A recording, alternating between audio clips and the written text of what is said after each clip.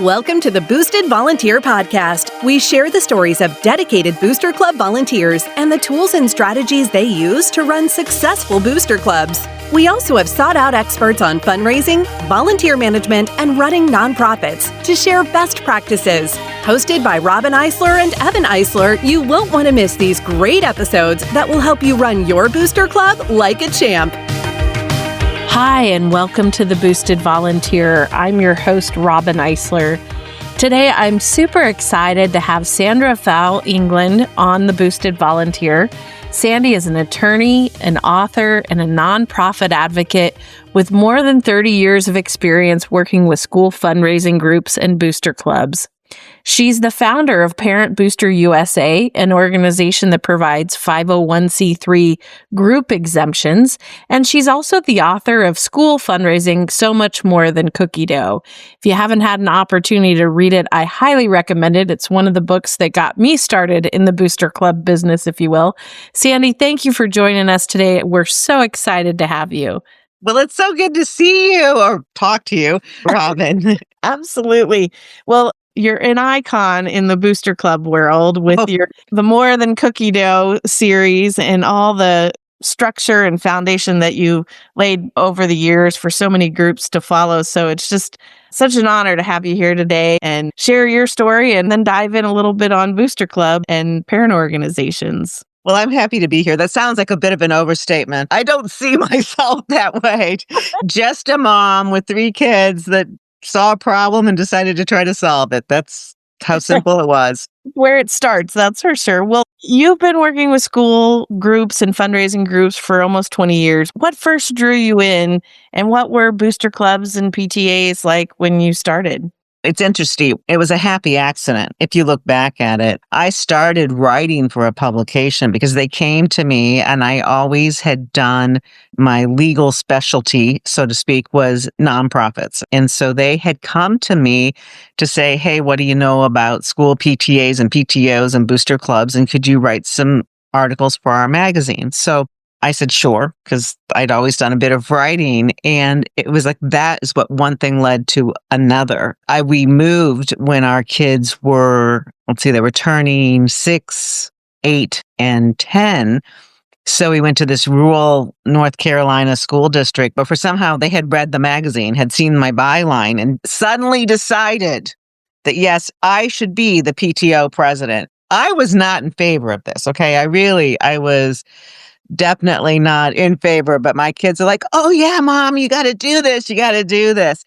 And so that's really what started it, because that PTO was a disaster. I mean, it was being run by the elementary school principal, but not run really all properly, and using the school's EIN, and wasn't incorporated, didn't have tax status, it was a total mess. Didn't have good financial controls. Anything that could go wrong, this one was a cookie cutter example. And so it's like, okay, once I figured how you learn, right? Like the very worst case scenario shows you everything that can go wrong. Right. And they were giving me a great example. And I knew that I was so fortunate because I had done nonprofit law. That was all I'd ever done in the legal field. I could easily go in and get it straightened out and all that stuff. But I thought, boy, if you were just a normal mom, whatever normal is, but if you're just a normal mom that doesn't have that, or dad that doesn't have that background, and you saw this mess and you went, I think you'd just go running for the hills. You'd either go running for the hills, or you wouldn't know that it was as messy and so full of potential liability and whatever. So you'd either run or you wouldn't know. And that's where I saw the problem. I was like, this has to be easier. Parents are just trying to support their kid in their school and raise the money that isn't there. And all of a sudden they're in a fiduciary responsibility and have tax liabilities and all these things. Yeah. And it just makes you pull your hair out. If you understand how serious it can be, then you're scared to death. And then there's the others, which maybe it's better not to know. But anyway, it just all started from there. I said, there has to be an easier way. And what's really Whether it's funny or whether it shows my personality, I don't know. I did not have a dusty business plan on how to do this sitting on the shelf, but that's kind of who I am. I am a big picture person. I said, this is a problem. It needs to be solved. I'm going to start this entity to solve this problem, Parent Booster USA, and we'll just see. And I'd started other things in my life. That's how I always tell my grown children now. Some things work and some things don't. And I don't worry about it. And I think that's what I like to tell other entrepreneurs. I know this is about booster clubs, but other people who have other ideas is just go for it. I mean, the worst thing is it won't go anywhere. Okay, so what? Then you try again, right? Yeah, you try again, and you never know what's going to work and what's never not going to work. So I'm the first to always say, I go to the Parent Booster board meetings, I go to our staff retreat meetings. I almost end up in tears every single time because I didn't plan this really. It just happened. So tell us, Parent Booster, exactly what it is and what it does, because not everyone knows or understands the business model. So how it works. Absolutely. Parent Booster USA is actually a national nonprofit tax-exempt organization, and its purpose is to educate both parent volunteers. I guess you don't have to be a parent to be a volunteer, but most are in the schools, the volunteers and the school administrators on how to properly and legally set up a nonprofit booster club and file all the paperwork. At this point, I like to call ourselves the paperwork people because we simply do the paperwork for the schools and or the volunteers, because unfortunately government paperwork is just not a lot of fun. So that's what we do. We do all of the fundraising paperwork and the tax exemption paperwork, state, federal. I think we do some local, but mostly state and federal paperwork for booster clubs. And a lot of these booster clubs, they come in sort of under your umbrella nonprofit organization. So they become a nonprofit under you. Is that how it works? Yes, how it works, that's exactly a good point, is that we have a group exemption with the IRS. That means the IRS said, Parent Booster USA, you can determine if these are booster clubs, and they all have to be similar. They have to be, and most booster clubs are, but they all have to be K through 12 booster clubs. I think we have a little flexibility there with recreation leagues and so forth, but they have to be boosters that are volunteers who are raising money for this entity that's under somebody else, a school or a recreation club and so forth. But because we have this IRS authority called a group exemption, they don't have to file the 1023 paperwork. And when we started, that was much, much more difficult. It wasn't electronic. It was only one big long form. Now they have several forms and they're all electronic, but there's a filing fee and so forth for that. So by joining us, we then submit them to the IRS and say, yes, they qualify, and they go on. I was going to say automatically. Yeah, it's not automatic. You got to send it to the IRS. And then the IRS has to get it into their records. And unfortunately, the IRS's technology systems aren't that great. So there's still a person or persons at the IRS who are manually submitting the information that we submit to them. So that's not great. Hopefully one day that will change. We electronically send everything to them, but they don't electronically handle everything. So we eliminate that one step of having to file for federal tax exempt status. And then I have to praise our technology guru. His name is Matt, and he has developed all the systems that talk to all the states and talk to all the IRS. And that's the thing that Parent Booster has, and our other company, Renosi, which is Registration for Nonprofit Simplified, is that we talk directly to the governments with our technology systems. So that's what we do. We get them set up as tax exempt, and their EINs, their employer identification numbers, their state charity registration, which is you're supposed to file in most states before you raise any money, is your state charity registration. Your state is where you get incorporated, and that gives you some liability protection. Because if you're out there just running this thing with a bunch of volunteers, guess what? That's all you are, is a bunch of volunteers, and you're the ones that are liable for whatever this group does. So you want that paperwork filed so you have this entity, this corporate entity thing that's separate from the group of volunteers. And we do that. We make that all possible and seamless and file all the paperwork every year then. That's necessary. Well, I tell a lot of people, you guys make it happen faster. Typically, you can become a nonprofit more quickly under Parent Booster. And then it's also a great broom. I call it, like, they come behind you and make sure you're filing your tax returns and make sure you're filing, and they're calling you going, hey, we don't have anything from you this year. So your booster club after you leave doesn't just stand there and lose its status. Yeah, that's what in the parent company, Renosi, I mentioned, what we do this for other parent booster is a group exemption. We focus on other national group exemptions as well, because keeping all those volunteer organizations, that's the really tricky part. I mean, your volunteers turn over every single year and keeping up on all the deadlines and all the paperwork and reaching out to them. And it is a challenge. 80% of ours, of course, remember to do it. It's that 20% that you have to find the new volunteer and so forth and make sure they probably don't even know they have a parent booster. They don't know. And I have to go back and praise the technology systems we have, because they then monitor the IRS lists and all these lists to see, are they still on it, and check them against our list and say, oops, these people haven't filed. And so then we can go out and make sure that they have filed. So now back in the day, let me tell you, Robin, back in the day when we started, it was all Excel spreadsheets. I mean, we had 50 organizations, right? So we're following them on spreadsheets and we're following the state stuff on spreadsheets. But it got to a point where you couldn't use spreadsheets for 7,000 booster clubs across the country. There's no way. So we had to manage that. There was one crisis. I shouldn't tell stories on myself. And this was many years ago, but I actually had taken a vacation. So my husband and I are on a cruise ship. And we're returning. It was a transatlantic cruise, I believe. We're returning, and I get this message. And come to find out, the 2 staff people we had were keeping their own spreadsheets. They thought they were their spreadsheets, okay? This is like news if you're running an organization. Nothing is the individual spreadsheet. It has to be accessible by the whole staff. But they were their spreadsheets, and we found out that they were getting people started, but they weren't filing necessarily all the follow-up paperwork. And I was like, oh my goodness. It was like this total crisis in a business. I thought the whole thing was just going to come falling down. And so we got everybody we could think of, college students, home for Christmas, et cetera, because this was in late October, I found this out. And we have all of the paperwork spread all over our office, and we are state by state and making sure that every single thing is filed. And I think that's when I hired my technology guru to do our first program to talk to the IRS. Like, oh my goodness, but it was terrifying. We had one of those terrifying moments in business where you're thinking, oh my goodness.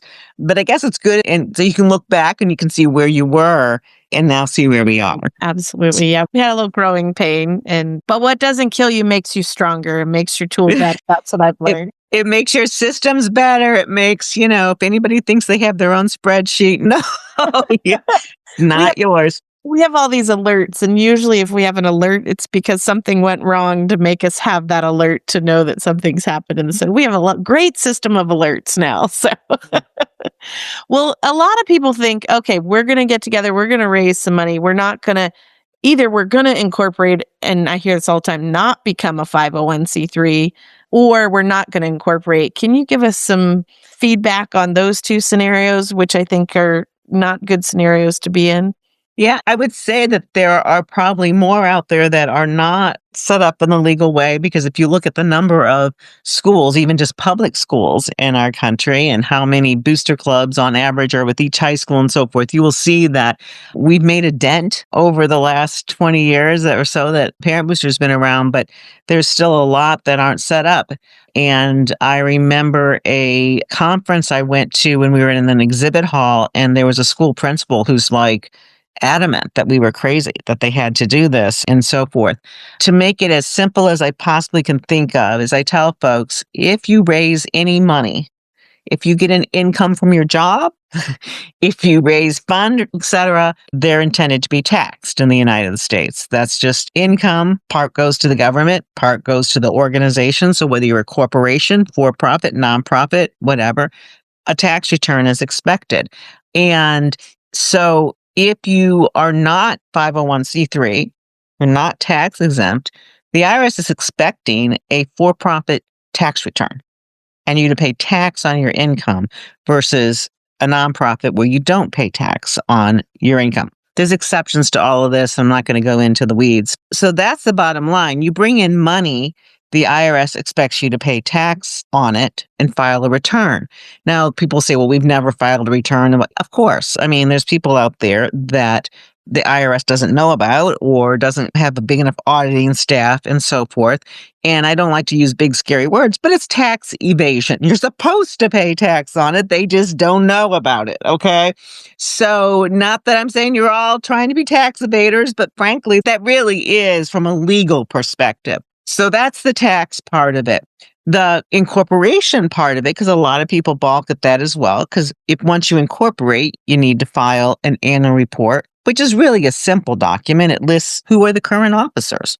What's your current address? It's not that complicated, but it does have to be done every year or you lose your status.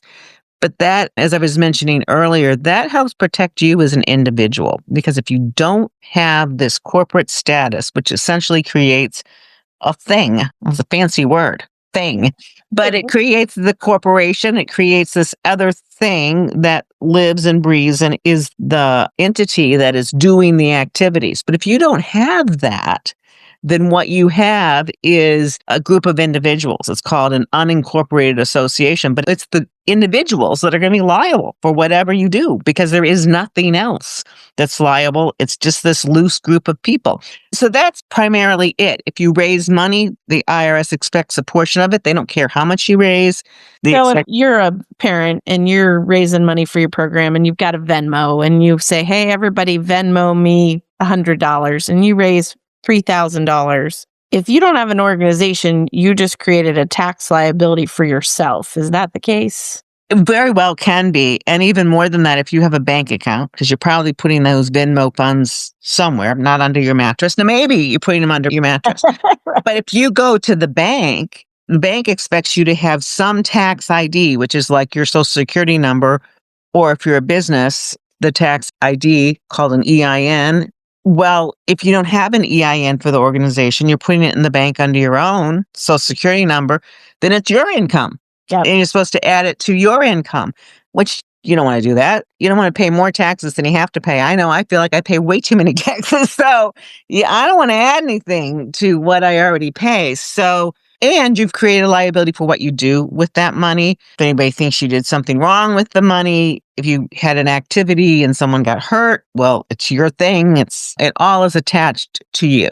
And then how do you feel the regulatory environment has changed in 20 years? I mean, is the IRS more aware that these organizations exist and the money running through them? Do you see more heat or pressure coming from the government agencies, even on sales tax? Do you see more inquiries? I think on the state level, there is definitely more knowledge of nonprofits and more pressure, to get tax dollars. I mean, I think the government needs money just like schools need money. And so I think on the state level, there definitely is more in the charity registration, and that's the form they want you to fill out before you're fundraising. Essentially, it goes through the Attorney General's office, and the idea is they don't want people raising money in the state that's fraudulent. So they want to know who's raising money. They're protecting the citizens of the state is the concept there. So state charity registration has definitely gotten a stronger bent from more states, and states send out more nasty grams to entities that they find out are not registered with the state. Some states, Illinois is draconian on the fines if you haven't filed before you've raised money. And there's a few other states as well. So I think at the state level, there certainly is a push. There's more knowledge of fraud that goes on. And fraud doesn't just go on in nonprofits. It goes on in small businesses. It goes on everywhere. But there is more knowledge of that. And so a little more scrutiny. The IRS, I don't think a lot of change has actually happened, to tell you the truth. I think they have automated some of their forms, their tax returns and tax exemption applications and so forth. There's been some of that has happened. So I guess that's a little progress. I don't think they have any more audit staff. They never have enough staff. Their technology systems aren't great. So I'm never going to tell somebody that there's a bunch of IRS out there looking at all these booster clubs, because they just don't have the staff to do that. And I haven't seen a lot of change. The biggest change that's happened actually is not with individual boosters, and it's not necessarily a change, it's a hold.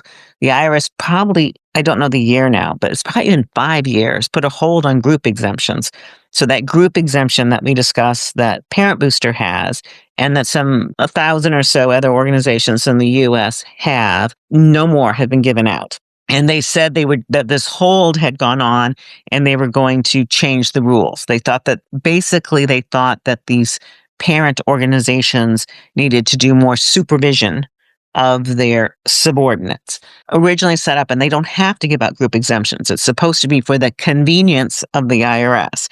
It's because they don't want to look at every Lions Club and every JC's and every entity that's the same. So it's for their convenience that they gave out these group exemptions. But I think twofold. One, they didn't think that the booster clubs and all were filing their tax returns, these volunteer groups.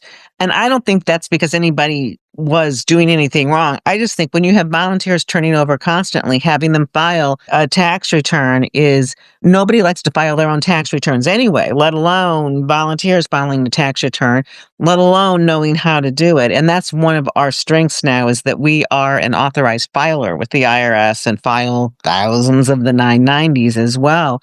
And Parent Booster also, I have to brag on them a little bit. I haven't looked at the stats recently, but it's like less than 1% of our groups. And that's just because they get lost and you can't find anybody, fail to file their reports. Now, the IRS is worried about, in nationwide, these group exemption holders had 40% of their groups not filing. They're not huge numbers. Well, I think by nature, a booster club that takes the step to join Parent Booster, just by taking that step, they seem to be a little better organized and well planned and have succession planning versus a booster club that doesn't take that step. So you're already working with the elite group, right? So yeah, and it would be good if we got more of them, just because, or more school administrators to understand how important it is, how beneficial it is to the school, because the time it takes a school business officer, who usually is the one that has to deal with this, and they have a lot of other things they deal with. This is not supposed to be their full-time job. And how do they make sure all these volunteers know what they're doing and are filing the right paperwork and so forth? So it's beneficial to them to have somebody like us and all to be like, we're making sure that's filed, because the last thing a school administrator wants is to be in the newspaper. I mean, and have a booster club with money in the bank sitting there, and then now who's in charge of that? It's just kind of a black hole you don't want to be in. Yeah. Well, it's a great look. You talked a little bit about fraud, so let's touch on that, because that's where I feel like Booster Hub, we step in, we try to give all the controls throughout the year to prevent the fraud. But you've seen it over many years. And when we were getting ready for this call, I'm like, okay, let's do a search. And it immediately pulls up 3 cases, over 80,000, 28,000 stolen from booster clubs within the past 6 months. How does this happen? How does an organization lose $80,000 and no one knows it? Give us some feedback on what that makes me wonder too, and scratch my head. They must be raising lots and lots of money, but it also happens. I mean, I read the newspaper reports with booster clubs, small businesses, and usually someone does it for multiple years and often multiple organizations or businesses before they ever get caught. And you wonder, like, how do people not know that they're losing money? How does it happen? I think the main thing that I guess I can focus on is opportunity. The reason it happens in small businesses and the reason it happens in nonprofits and booster clubs is because there's one person taking care of the money. Only one person taking care of the money. And so they take care of the money and they provide whatever reports get provided to the other people. So they're writing the reports and so forth. And so it's not obvious to anybody. They're taking it out.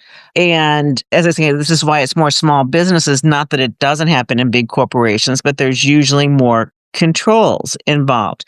Where I really got into this, because I thought this is just a horrible problem, and we did a film. I think it's out still on our website. What's it called? I don't remember.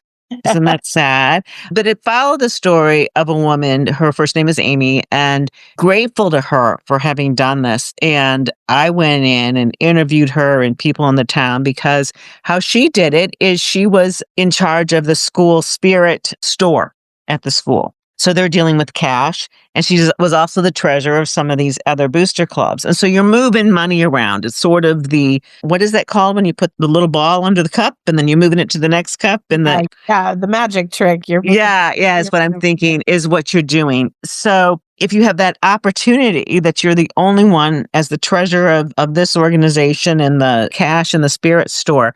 Now, one way to stop that, and I'm sure Booster Hub and you have resources to stop this, is you go more cashless. As much as possible, if you can go cashless, that's your first thing. I mean, you look, your airlines and other places, they don't let people have cash.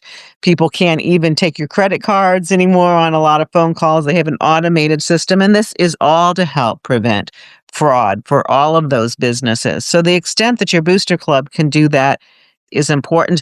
The other thing you need to do, and we're all talking about getting rid of the opportunity, because I am not a therapist. I'm not a psychologist. And I can tell you the case of Amy is she had been doing some minor shoplifting in all her whole life and ended up going to therapy and actually is a wonderful human being. Let me tell you, I thought I was going to go visit a monster. You think, who the heck does this, right?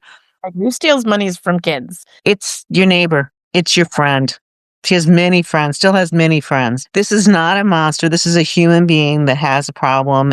And so you can say pressures. You don't know what kind of financial pressure people have, and there's money floating through. And yeah, I mean, you just don't know. And we can't solve that problem. They'll have to get their own therapist and all. You and I aren't going to solve that problem, but we can solve the opportunity so they don't get started. And so make sure somebody that doesn't have access to the finances, so doesn't sign checks if you still use checks. Who has checks?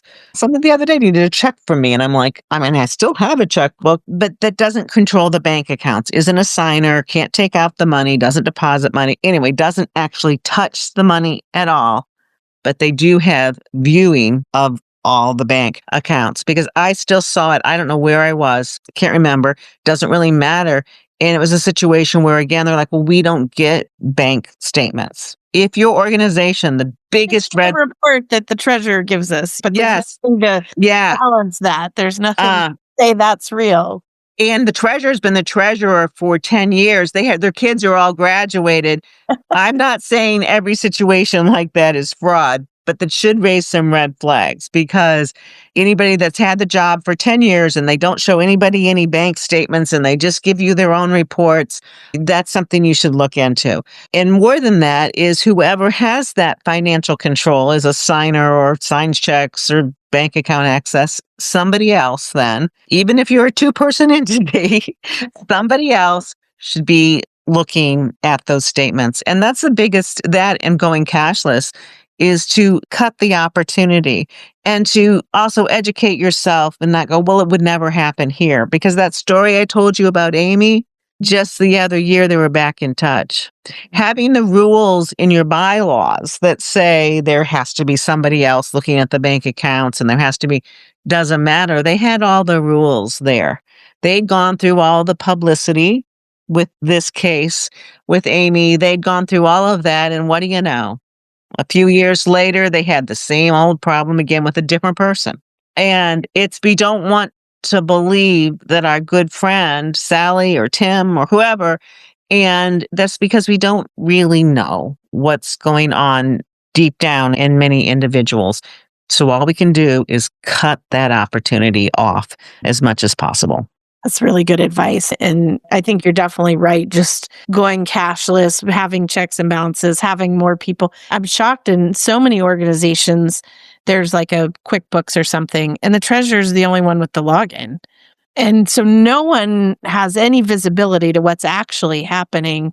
And everyone just takes that as gospel. Well, she sends the reports. That even things we've seen where people have a Square account and they change the deposit bank account from the club bank account to their personal bank account. So everything that's running through the credit cards is not even going into the booster club. We've seen some crazy things like that. So. Yeah. And back in the day, when I was that PTO president and started to put in those controls, you wouldn't believe the pushback I got. You're making this so hard, like 2 signers on a check.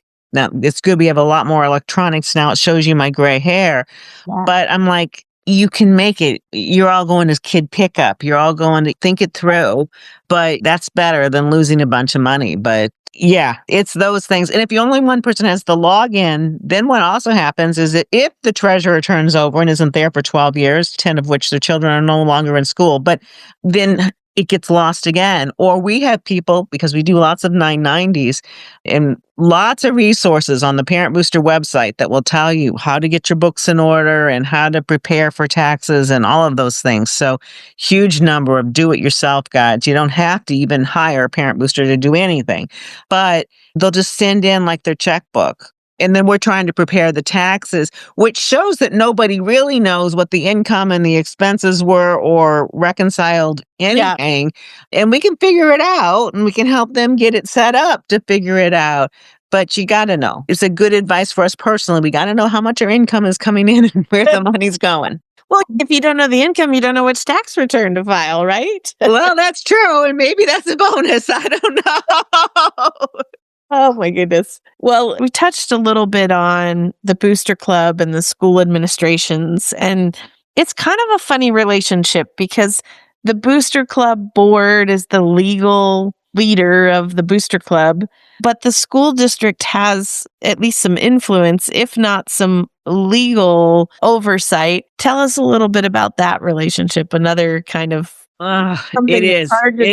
And it's complicated. And I'll tell you, as the Parent Booster organization representatives for them, we support all of it with education-wise, the school districts and the boosters. And there is a conflict there because the boosters are raising the money and the school needs the money and wants the money. And there's even a conflict sometimes between what the volunteers want to raise the money for versus what the school thinks they need the money for.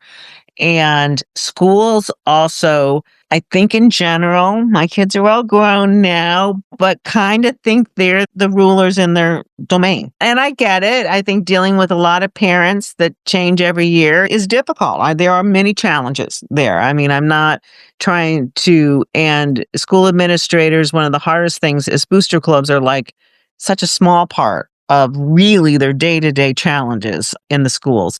So it's very complicated.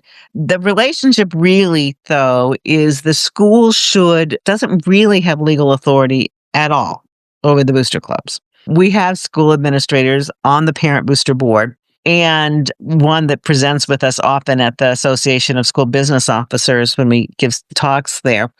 And he will tell his booster club certain things, expectations, and so forth that he might not be legally able to make them comply with. So there are suggestions, but they're come across as more than suggestions. That's the dance we're playing here.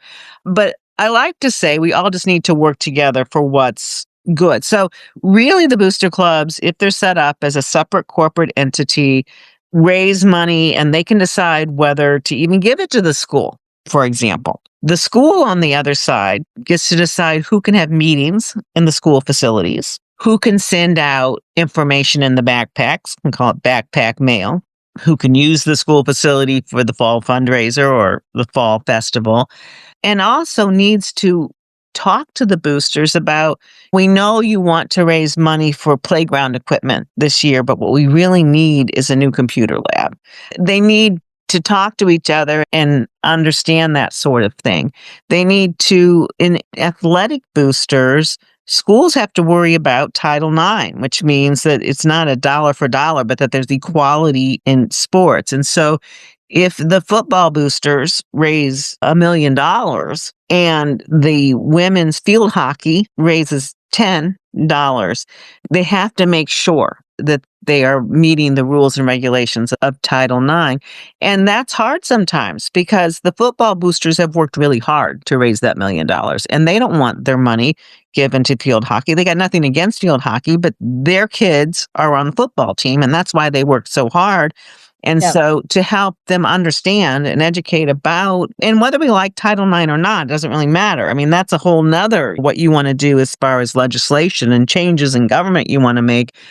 But when the laws are their laws and the schools have to meet those laws. So it's a constant, I would say, communication, but also communication the other way. When I was the PTO president, the school wanted to audit our books. And some people didn't like that. And I'm saying this is actually a good thing. We go back to the fraud because to have some outside eyes take a look at our finances and say, yep, it all looks good, actually helps us. But that's also communication. That's people understanding why, because I can understand why somebody would get their back up. Wait a minute. We're our own separate thing. Who do they think they are that they're going to nose around in our finances, right? I mean, I get it. We're humans and we have these things. So it's really quite the dance. But schools do go too far. They decide that Booster's going to shut down and they're going to go take all the money from the bank account. And their rationale is, well, you said you were raising it for the school, for the PTO, for the football boosters, for the whatever. And so you have to give it to us. Well, legally, if they're incorporated and so forth, the school can't that's like going to the local grocery store and saying, well, you shut down and we think you should give all your money to the needy. The IRS has rules. If you're tax exempt, you have to give it to another tax exempt entity or a government entity or whatever so that you could. And that happens all the time. We get those phone calls constantly where someone's just coming in for the grab or whatever, or just doesn't understand that relationship. There's a lot, if people need more information on this, we have all kinds of pre-recorded webinars and so forth on that topic of that relationship and how to sort of work it through, because relationships are tricky, and it is tricky. We see this particularly in the band communities, the individual fundraising account. Let's touch on that real quick. I try to explain it to people that it used to work because the money went to the school, but now the booster clubs have really taken over. You're under nonprofit rules and you can't raise money for an individual in the organization. I'd love your feedback on that. That probably to me is the biggest bomb out there right now that people are talking about and trying to figure out a way to do it. It has always been tricky, and it's still tricky because we're all self-interested. And that's not bad. It's not bad to say we're self-interested. Obviously, I care about my kids more than I care about your kids, Robin. I'm sorry to say, but I do. And I love all kids. I'm going to have more concern over my own than somebody else's. And so people think, how do we motivate people to volunteer? They're volunteering and they're raising money so that their kid can go on the band trip, for example. Right. So the essence of the rule is if you're a nonprofit tax-exempt organization, you're raising money for that nonprofit purpose of the organization as a whole. If you're raising money for an individual, your student, that's income to them. Talked at the outset, yep. Anybody that's getting income, it's supposed to be taxable. Now, you could set up a for-profit cooperative. And there are nonprofit cooperatives and special rules for them and for-profit cooperatives, but no one's doing that, okay? Frankly, no one's doing that. That's a whole another side story. So when you raise money, it has to be for the group as a whole, and it can't be on a spreadsheet and you got everybody's name and how much money they raised for themselves. It doesn't work. So there's lots of ways, though, that you can do it that isn't for a named individual, but can reach your same goal. You mentioned the bands. So an example of this is all written out in a school fundraising. And I have another edition, but it hasn't been launched. You got to help me get it launched, Robin. It's been written. But anyway, what you do is you can give your budget to the parents, okay? We need to raise $200,000 this year for the band. And we have 200 students. So that means we need $1,000 per student. So now that sounds like a lot to me, so it's probably a bad example, but okay. Well, that's where they are. That's what most of the many traveling bands, $1,000 a year right now. So you can ask the parents to say, hey, we would like to do fair share fundraising. So it's a cost of $1,000 per student in the band. If you want to give us $1,000, you'll have a tax deduction. We're going to give you a receipt for that. If you'd like to participate in our fundraisers, we have this one, and give your fair share that way by your time at these fundraisers. So you're letting them know this is what it costs per student, and this is ways that you can contribute that amount, whether it's by cash or whatever. Now, when they give their $1,000, it doesn't go under their student's name on a spreadsheet. It'd go on the record that Mr. and Mrs. Smith gave $1,000, and they'll get a receipt for a tax-deductible donation to the band boosters of $1,000. And they may keep records that Mr. and Mrs. Brown participated in the car wash and the this and the that. They can do that. That's fine. But you can't say that Mr. and Mrs. Brown's son, Jack, raised $500 in candle sales. And so he gets credited against that and he still owes us $500 and you send him a bill for the $500 because it's not a business and you can't, the band has to be operating so that the entire band can go on its trip or buy new uniforms or get the instruments it needs and so forth. It's for the good of the entire band. So again, it goes back to that communication, right? It's actually just a method of communication of saying, this is what we need. These are ways to raise it. Give it to us in a donation. Wonderful. Thank you very much. Or work the barbecue at every football game. So, but people don't get it because they say, well, we can't get a volunteer if we don't do it this way. We can't raise the money or the band over there does it that way. I mean, that's always common. They do it that way. And all we do in a lot of the information on Parent Boosters website and also is educate them about the court cases and this is something the IRS will look at and they have looked at and have shut down people's tax exempt status for raising money for named individuals. And you can't take the money with you either. This is more, I think, in the gymnastics or that community. They think, well, if they raised, I don't know, 20,000, I don't know, gymnastics is very expensive. Back at the end, yeah. They think they get it back. They left the gymnastics club, so they had 2,000 in their account and give us the 2,000. I mean, absolutely cannot do it because the money is for the entity, not for your student. Yeah, it's definitely a common misconception.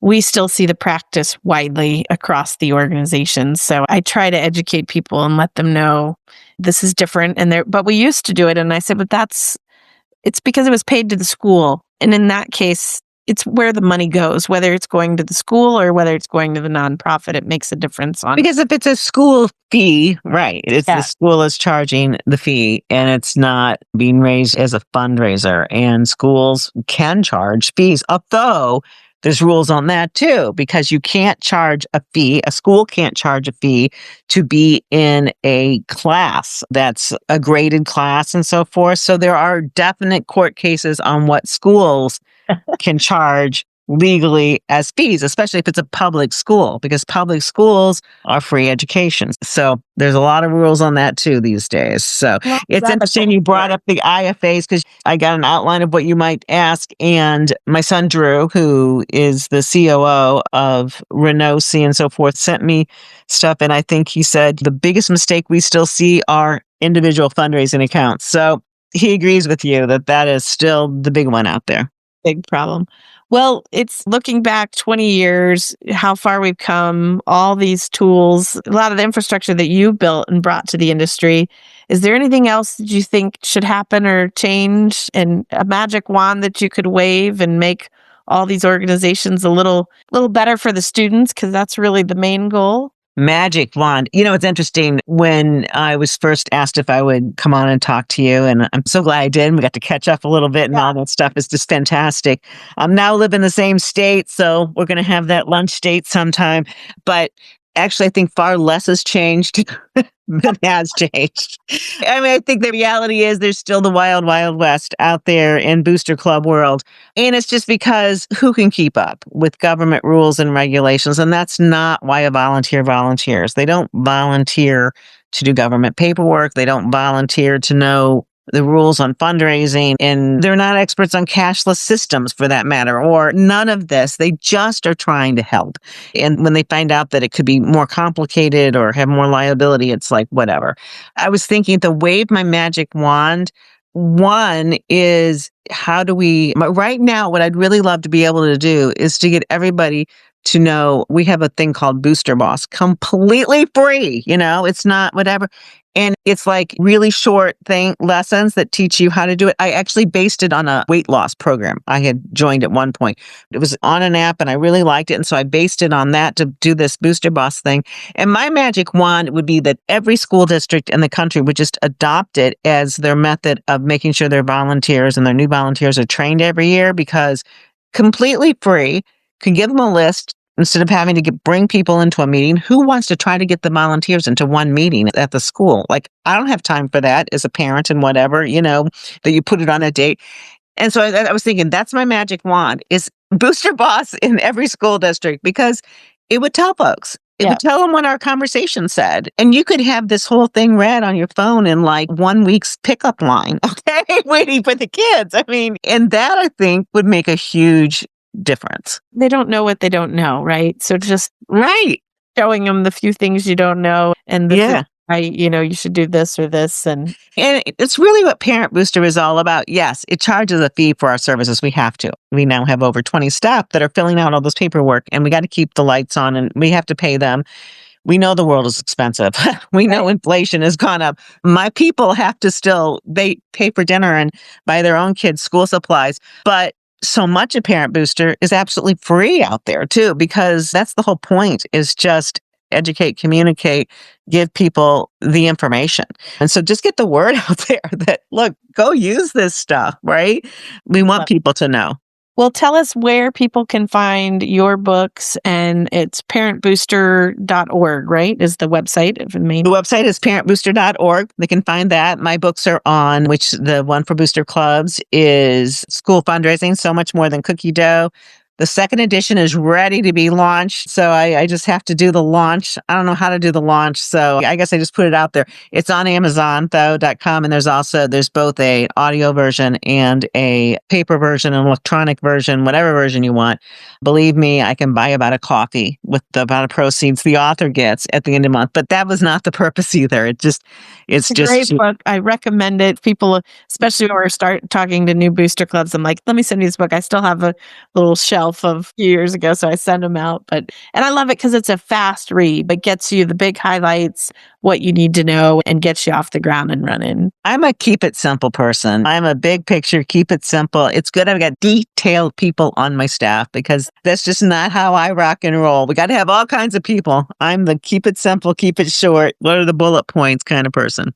I love it. Well, Sandy, thank you so much for joining us today, and all the effort and time that you've put in to really help the students. Really, that's what it boils down to. You've enabled thousands of students to have funds and volunteers for their activities, and it really shows. You've made a real big impact in the world.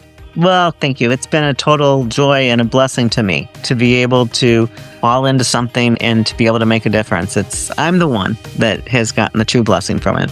Love it. Love it. Well, thank you for joining us. All right. Good to talk to you. The Boosted Volunteer is brought to you by Booster Hub. To find out more about Booster Hub and how our app can help you improve communications, increase engagement, raise more money, and manage your booster club responsibly, visit www.boosterhub.com. And then make sure to search for Booster Club Podcast in Apple Podcasts, Spotify, and Google Podcasts, or anywhere else podcasts are found. Make sure to click subscribe so you don't miss any future episodes. On behalf of the team here at Booster Hub, thanks for listening.